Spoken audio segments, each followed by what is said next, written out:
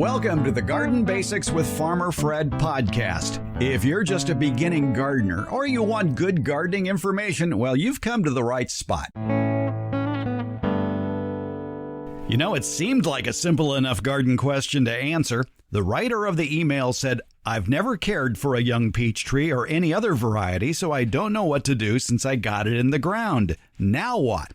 And the writer included a picture of the tree, which you can see attached to this episode. Well, we decided to tackle that question, myself and our favorite retired college horticulture professor, Debbie Flower. And we ended up having more questions and comments after closely studying the picture. The end result? It's a show mostly dedicated to how to plant a fruit tree to ensure success. So go grab a piece of homegrown fruit and give us a listen. It's all part of episode 26 of Garden Basics with Farmer Fred, and we'll do it all in under 30 minutes. Let's go.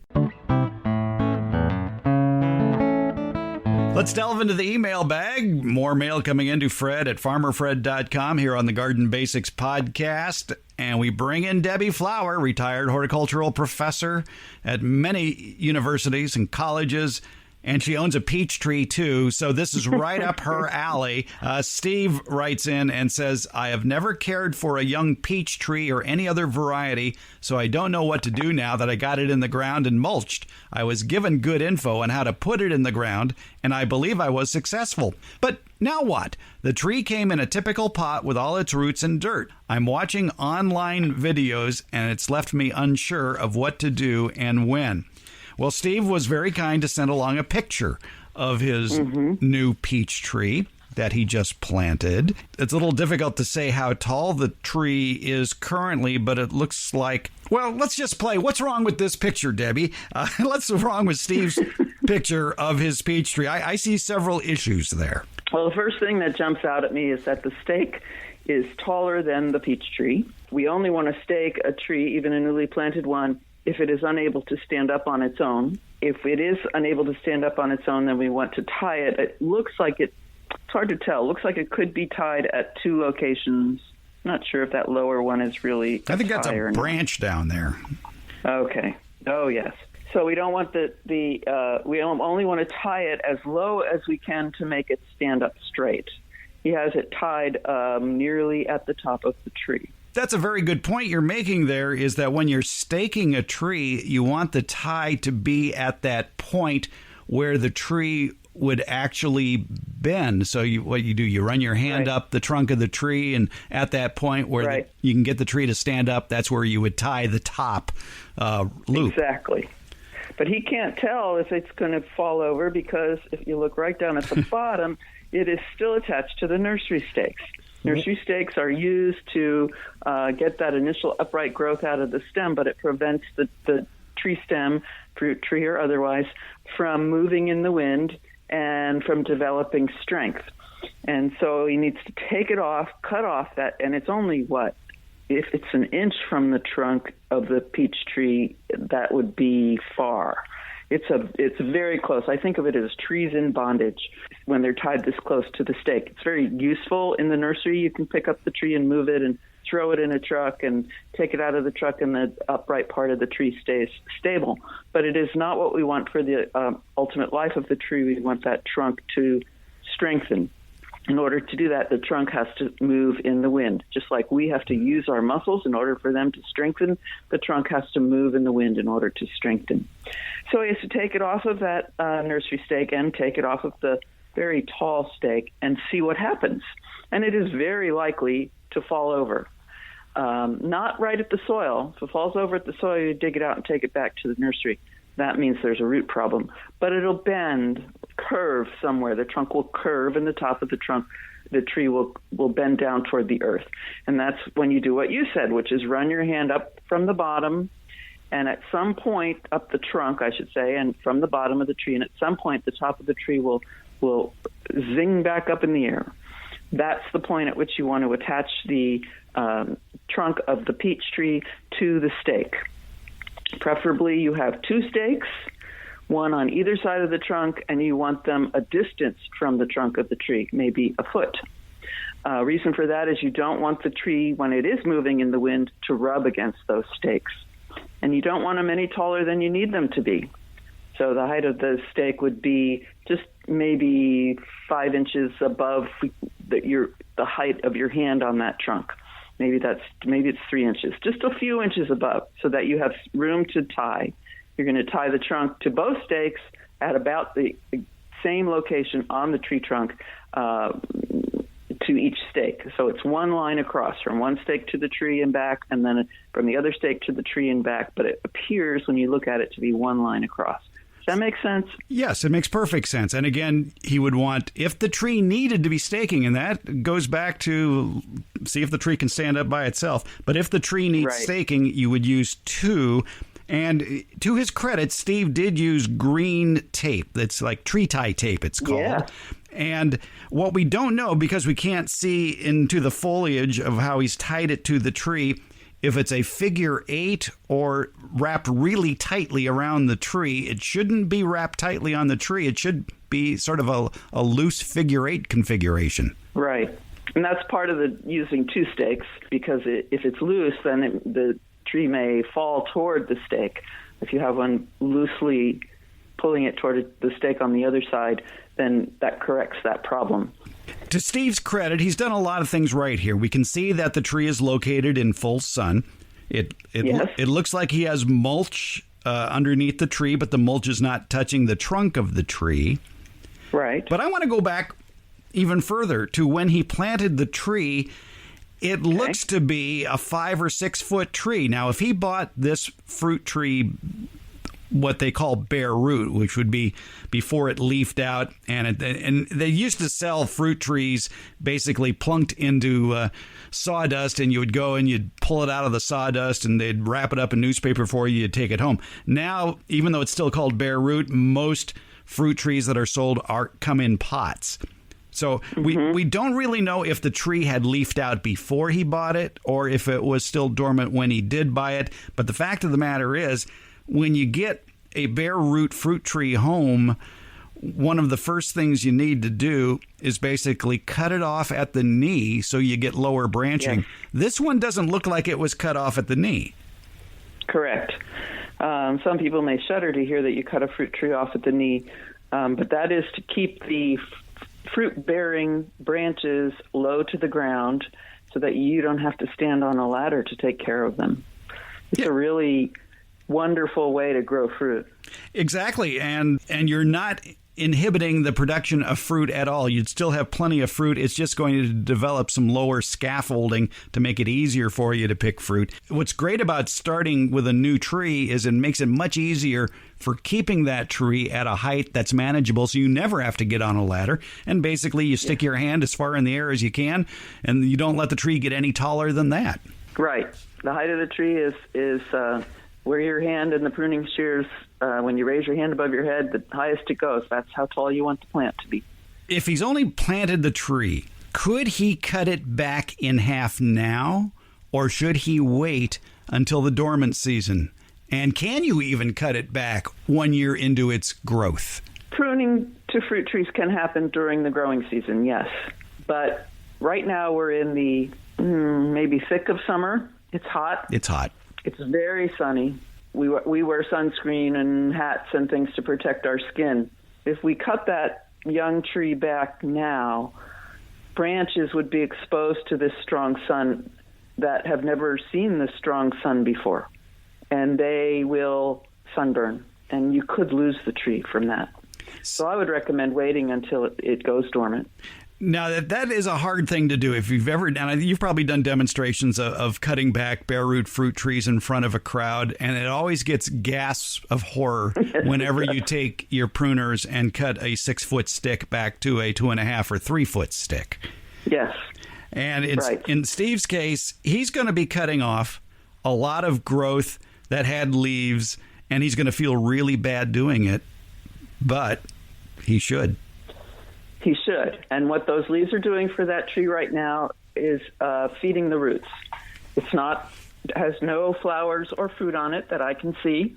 And so the food that's made in those leaves, and that's where plants make their food, goes to a couple of places. One is the tips of those branches for new growth, and the other is the roots. And a newly planted plant needs food to make roots. All plants need food to make roots, but it's especially important when the plant is new to the garden because it only has the roots that were in whatever container you bought it in. And that's a very small amount, and it's also a very narrow-sized root system and can make the plant unstable if the roots just stay in that little tiny area. So he wants the leaves to grow, the leaves to make food, send them to the root system to take off, and then during dormancy this year. Now, I should go ahead. Okay, here's the geek in me. All right, go ahead. We can geek it out. As plants go dormant, deciduous plants, and a peach tree is deciduous. Deciduous meaning they lose all of their leaves at one time in the year, and that will be in the fall. The plant will reabsorb all the good stuff it can out of those leaves and store it in the trunks and the root. And so he's not losing, he'll lose some stored food, but a lot of that stored food will be absorbed back into the plant and go down into the roots before he takes that stem off. So it's important to wait until all the leaves have fallen off so that all that good food the plant has made has had a chance to get down into the roots and strengthen the plant down there.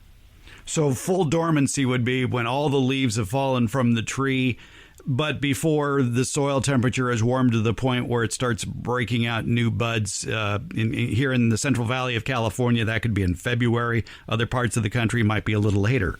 Right.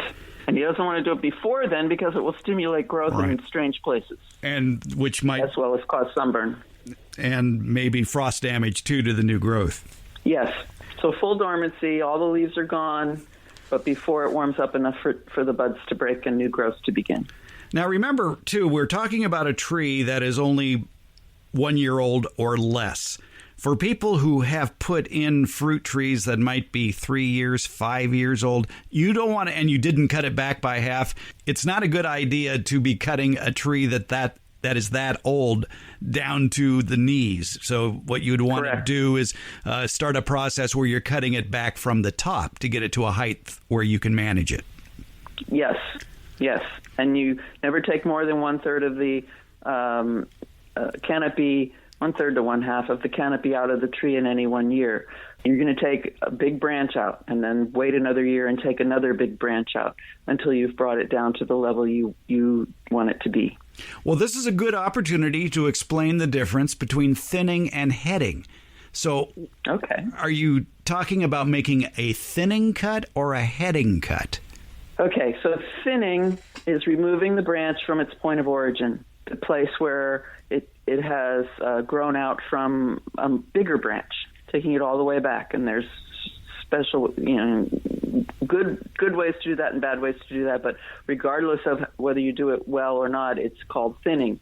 And it results in the natural shape. The plant will regrow into its natural shape. Heading cuts are used on things like hedges. They're random cuts.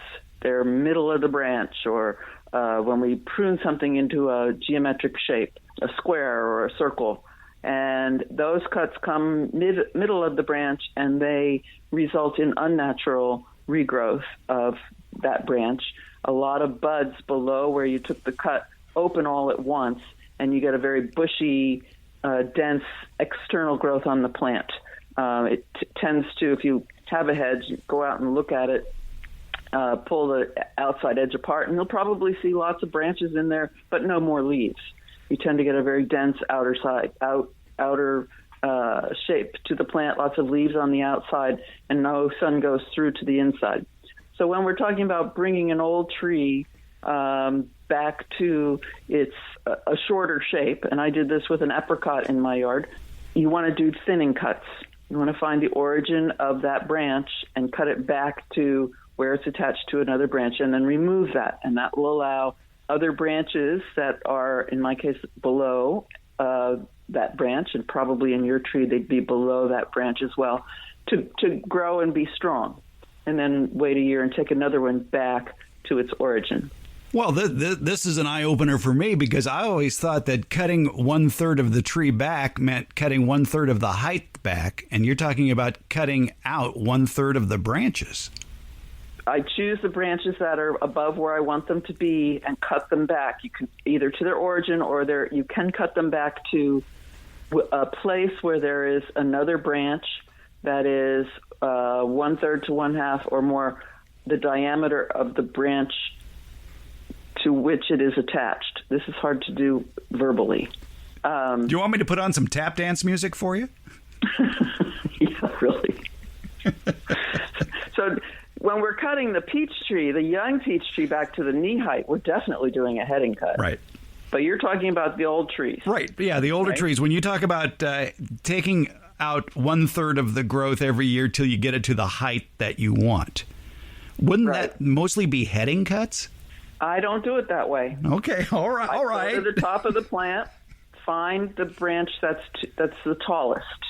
I do this with even shorter plants and run my hand down till I find where it's attached or where it has a branch of its own that is 1/3 to or greater in diameter than the branch I'm removing.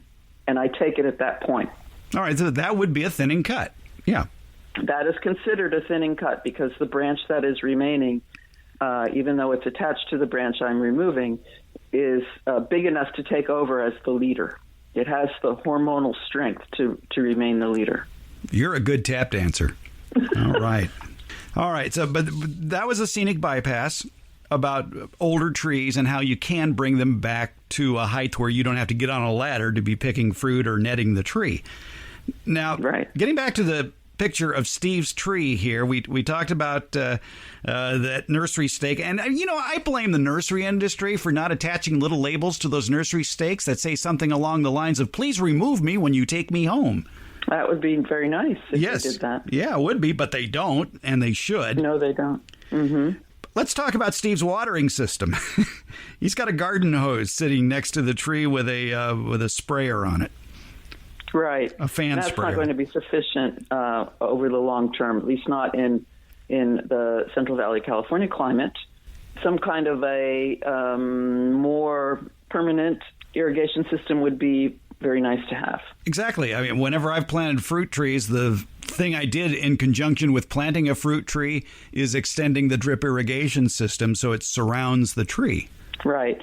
But drip irrigation systems are not common in much of the country. They're common in the southwest U.S. They're common in the Central Valley of California, places where I've been, the suburbs of New York City where I have been. Only the very rich people have an in-the-ground installed irrigation system. And so they watch very carefully, at least my dad always did, the amount of precipitation that is received, and they hope for an inch a week. And if you don't get it, then that's where an irrigation system on top of the ground is turned on. With a fruit tree, it could be a soaker hose of some sort that is spiraled around the plant that just sits there, and when need be, the supply hose is attached, or it could be some sort of a spray system. But a hand system typically does not apply the water evenly enough around the tree because we're human and we make mistakes. Unless it's how you relax in the evening, holding a can of beer, standing with your hose in your hand, mindlessly watering the tree if it doesn't rain. If you live in a climate that depends on summer rain and it doesn't rain, then you have to get the hose out at the very least. Right. You see anything else in that picture? I worry that it is planted a little bit too low. He said he got good instructions on how to plant the tree, and I hope that's correct. So if we were starting way back with the plant in a pot, I would at least want to, again, we don't know if it was bare root. Bare root plants are available just at the end of the dormant season. For us in California, it's December and January, but in cooler places it would be later into the spring. If it has been just potted up, it may be in pure peat moss. That should be removed. If it's potted and it's been living in a container for a while, it may have circling roots. It may be root bound. The roots may be circling inside the pot or puddling at the bottom of the container, or both. And so root trimming at the time of planting, root cutting, is a positive thing to do for a newly planted woody plant. And the hole that you dig for the tree, it should be probably wider than it is deep. Yes, because it will settle. The soil will settle. Either the soil, if it's still in container soil, that container soil will settle, and any soil that you took out of the hole and then put back into the hole, any field soil, will also settle. And so you need to plant the plant. It's called planting proud. Maybe that's a technical term. It means you're going to plant the whole plant a little bit higher than ground level. It's only an inch or two, but a little bit higher than ground level, because over time, as that soil settles, then the stem of that plant will also settle, and all the water will run to it, and soil may run to it as well, and so may garden mulch. And those things all running to the trunk can cause the plant to decline and die. Very good point. And the bud union on a grafted fruit tree, and most fruit trees are on different rootstocks these days, and that includes peach trees for the most part. And when you pull it out of the container after you bring it home from the nursery, the part that's wet, and then you'll see the part that's dry. And the part that's wet is probably an inch or so below the bud union. There's a little bump on the stem where it was attached. Right. And so you want to keep that bump, or at least maybe even part of the wet area, maybe an inch above the soil line when you replant. And the way to do that is to put a shovel across the hole and make sure that that shovel handle lines up with that mark on the tree, so you're keeping that bud union above the soil level. You don't want to bury the bud union. Correct. You don't want to bury the bud union, and you don't want it to get buried down the line when the whole root system settles, because the soil that it is living in has settled. So you want to plan some settling into the height that you planted. This is something else that nurseries, not all nurseries, but some nurseries have a tendency to do, is to make ancillary sales, if you will, when they sell a peach tree. And one of those ancillary sales may be this nice bag of potting soil or compost or whatever. And that could cause the tree to sink, because a lot of soil amendments break down, and that tree could sink in that. Generally speaking, if you're planting a tree, you only want to use native soil when you refill that hole. Right. That's it used to be, and you can still find it in articles. The recommendation used to be to amend the soil, but that's wrong. And amend means add to. So that means adding whatever the bagged material is that somebody sold you into the field soil you took out of the ground. But we don't want to do that. We want to use the field soil. I also think it was, you said it was maybe an ancillary sale from a nursery where you bought the plant. It could also be if you hire someone to put the plant in for you, they get to charge you a little extra money if they use another product. And so it's a source of profit, but it's not the best thing for the plant. We were talking with Linda Chalker-Scott the other day about this very subject, and she recommended if you must add compost, put it on top of the soil and let it slowly work its way into the root zone of the plant on its own. So just topping the soil with that compost that you bought for the hole would be better than digging that compost into the hole. And we see that in Stephen's picture, that whatever this is, compost or mulch of some sort, is on the surface, and that's a good thing. Right, yeah. But I want to thank Steve for letting us into his backyard, staring at his picture of the peach tree, and ripping it apart. Right. Well, he sent it in, so that's what you get, Steve. Is a peach tree. That was a very nice thing to do, and I hope he's going to get, and I think he will get, lots of wonderful peaches from this plant in the future. Well, plants are very forgiving, and he's off to a good start because he's looking for good information. Yes. And we just spent over 20 minutes giving him good information. We're going to send him a bill. Good luck with that. Yeah, I know. All right. Oh, man. This is so much fun. I can't do that with my neighbors because most of my neighbors carry guns. Oh, no. Be careful. Yes, I am. All right. Well, once again, we have planted a peach tree correctly, and with all the help of Debbie Flower, retired horticultural professor. Debbie, thanks for planting us correctly. My pleasure. Always fun to be out in the garden, even if it's just vicariously. Okay.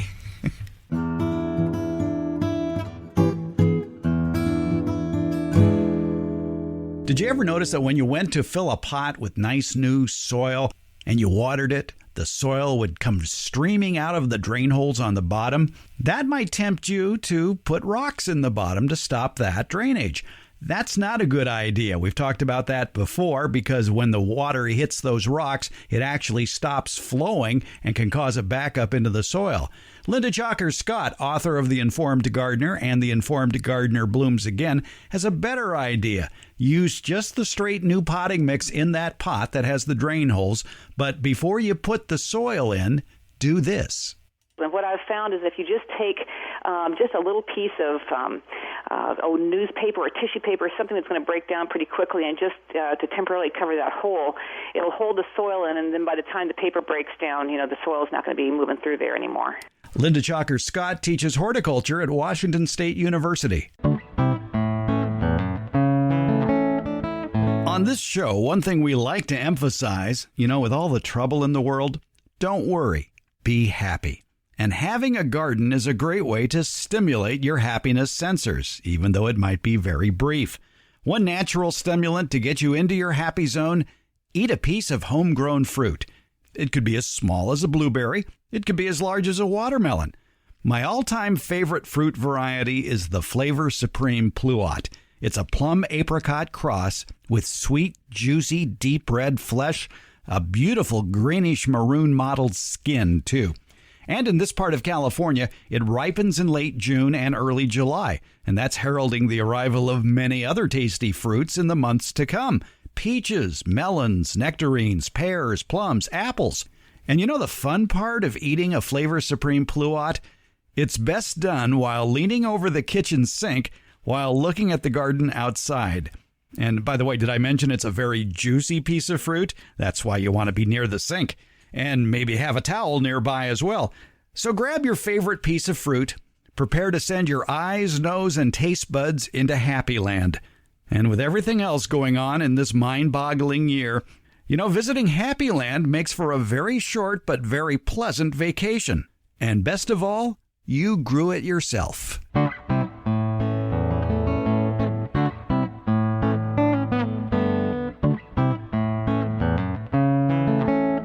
Thank you for listening to the Garden Basics with Farmer Fred podcast. I appreciate your ears. How about a subscription? You can get the podcast wherever podcasts are given away, such as Apple, Spotify, Google, iHeart, Stitcher, and many more.